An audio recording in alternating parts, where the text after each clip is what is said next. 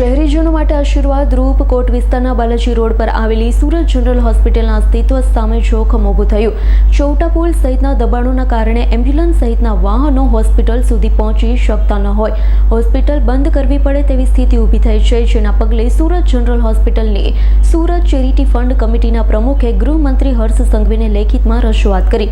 દબાણો દૂર કરવાની માંગણી કરી. ગૃહમંત્રીનો આદેશ સ્થાનિક પોલીસ નકારી શકશે નહીં તેવો ઉલ્લેખ પત્રમાં કરવામાં આવ્યો છે. સુરત શહેરના કોટ વિસ્તારના બાલાજી રોડ પર આવેલી સુરત જનરલ હોસ્પિટલ છેલ્લા 100 વર્ષથી સુરત શહેરના લોકોને રાહત દરે સારવાર પૂરી પાડી રહી છે. ગરીબ અને મધ્યમ વર્ગના લોકો માટે હોસ્પિટલ આશીર્વાદ રૂપ સમાન લાખોની સંખ્યામાં દર્દીઓને સારવાર પૂરી પાડી હોસ્પિટલ નવજીવન આપ્યું. ત્યારે ચૌટા પુલ સહિતના દબાણોના કારણે હોસ્પિટલ સુધી વાહનો તેમજ દર્દીઓ સરળતાથી પહોંચી શકતા ન હોય. લોકોને સારવાર પૂરી પાડતી સુરત જનરલ હોસ્પિટલ ખુદ બીમાર અવસ્થામાં મુકાઈ. એમ્બ્યુલન્સ પોલીસ વાન દબાણોના કારણે ફસાઈ ગઈ હોવાના અનેક બનાવો ચૌટા પુલ વિસ્તારમાં જોવા મળ્યા છે અને સુરત જનરલ હોસ્પિટલ ગરીબ અને મધ્યમ વર્ગના લોકો માટે ફરીથી ધમધમતી થાય તે માટે સુરત જનરલ હોસ્પિટલની સુરત ચેરિટી ફંડ કમિટીના પ્રમુખ સુનિલ મોદીએ 1 માસ પૂર્વે ગૃહમંત્રી હર્ષ સંઘવીને લેખિતમાં રજૂઆત કરી.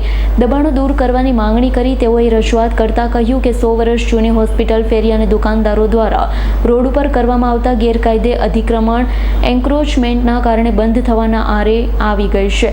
આ બાબતે અનેક વખત ફરિયાદ કરવા છતાં મહાનગરપાલિકાના સંબંધિત વિભાગ દ્વારા ટ્રાફિક પોલીસ દ્વારા કોઈ કાર્યવાહી કરવામાં આવી નથી.